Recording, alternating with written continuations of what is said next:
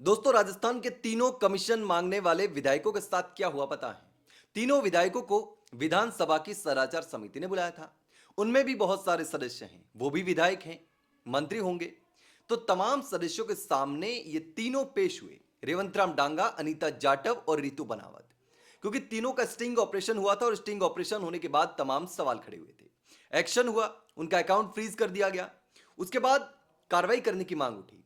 अब विधानसभा की सदाचार समिति के सामने पेश हुए और सभी ने 10-10 दिन की मोहलत मांगी है।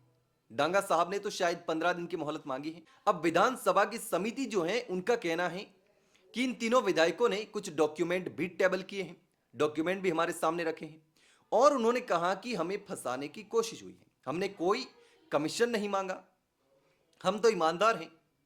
लेकिन जो स्टिंग ऑपरेशन हुआ उसके वीडियो जारी किए थे, हमने भी वीडियो देखे, आपने भी देखे होंगे। अखबार में जो खबर छपी थी लंबी चौड़ी, वो भी आपने देखी।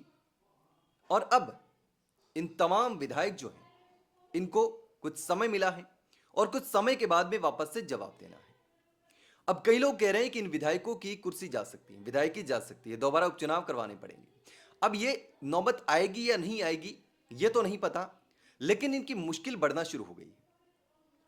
क्योंकि तीनों विधायक हैं, कांग्रेस भी ज्यादा नहीं बोल सकती, बीजेपी भी ज्यादा नहीं बोल सकती और निर्दलीय विधायक भी इसमें शामिल हैं। तो कांग्रेस और बीजेपी दोनों के विधायक इसमें आ गए, इसलिए कोई ज्यादा जोर नहीं लगा सकता, ना कांग्रेस ना बीजेपी अपने विधायकों को बचाने के लिए। अगर जोर लगाएगी तो दोनों पार्टियां लगाएगी अपने दोनों विधायकों को बचाने के लिए। कांग्रेस और बीजेपी दोनों मिलकर के अपने विधायकों को बचाने के लिए कोशिश कर सकती है।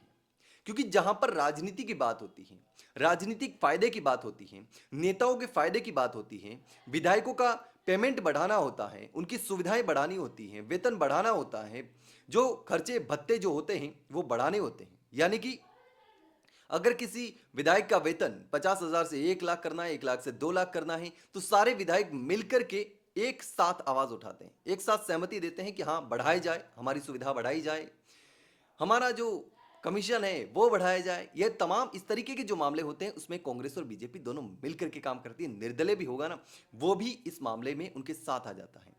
जनता की उस समय नहीं सोचते, ना कांग्रेस के किसी विधायकों को पड़ी होती है, ना बीजेपी के विधायकों को पड़ी होती है, सिर्फ अपनी सुविधाओं की पड़ी होती है। तो अपने विधायकों को बचाने के लिए, दोनों विधायकों को बचाने के लिए, और हो सकता है कि पत्रकारों को झूठा साबित करने के लिए, स्टिंग ऑपरेशन को झूठा साबित करने के लिए कोशिश कर, ये हो सकता है। कई जगहों पर देखा गया है कि जो विधायक कमीशन खोरी में जिनका नाम आया है, क्योंकि शामिल तो बहुत होंगे, 8-10% मुश्किल से अगर बच गए होंगे तो बच गए होंगे, बाकी 200 में से ज्यादातर विधायक कमीशन खोरी में तो शामिल होंगे। अब स्टिंग ऑपरेशन 3 विधायक का हुआ है, सामने 3 विधायक आए हैं, ये बात अलग है। क्योंकि जब कई नेताओं से पूछा गया, उनका वर्जन लिया गया, बयान लिया गया, तो कई लोगों ने यही कहा। राजेंद्र गुढ़ा आप नाम जानते होंगे, उनका कहना है कि सब के सब विधायक कमीशन लेते हैं, 1-2% बचे होंगे तो बात अलग है, बाकी सारे लेते हैं।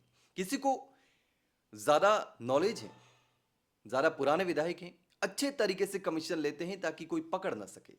और कई जो नए विधायक होते हैं या जिनको ज्यादा एक्सपीरियंस नहीं होता, तो वो पकड़ में आ जाते हैं, उनका स्टिंग हो जाता है। लेकिन जो खेले हुए खिलाड़ी होते हैं उनका स्टिंग नहीं हो पाता। तो ये तमाम चीजें हैं कि ये विधायक बच सकते हैं, इसके चांसेस ज्यादा हैं। अब जो विधानसभा की सदाचार समिति है, ये जांच कर रही है। इसमें हो सकता है कि जिन पत्रकारों ने स्टिंग ऑपरेशन किया था, जो जो लोग स्टिंग ऑपरेशन में शामिल थे, उनको भी बुलाया जा सकता है। विधायकों को तो बुलाए बुलाया गया है। अब पत्रकारों को भी बुलाया जा सकता है, जिन्होंने स्टिंग ऑपरेशन किया उनको भी बुलाया जा सकता है। कई विधायकों ने सीबीआई जांच की भी मांग की है कि हम तो निर्दोष हैं, सीबीआई से जांच करवाई जाए, ताकि इस मामले में दूध का दूध और पानी का पानी हो सके। अब क्या कुछ आगे होता है ये तो देखने वाली बात होगी, लेकिन फिलहाल विधायकों के जो जवाब थे, वो तीनों विधायकों के एक जैसे जवाब थे कि हम निर्दोष हैं, हमें फंसाया गया है। कुछ डॉक्यूमेंट टेबल किए, कौन से डॉक्यूमेंट थे हमें नहीं पता। 10-10 दिन की मोहलत मांगी है, अब 10 दिन के बाद फिर से जवाब देना है। तो जब निर्दोष थे, ईमानदार थे, इन्होंने कुछ किया नहीं, तो फिर जवाब देने के लिए 10 दिन का समय क्यों चाहिए?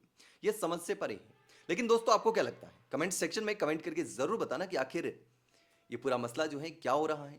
क्या ये विधायक, मंत्री, नेता, सरकार, बीजेपी, कांग्रेस मिल करके अपने इन विधायकों को बचाने का काम करेगी, या इन पर कार्रवाई होगी, इनकी विदाई की जाएगी, पत्रकारों को भी बुलाया है।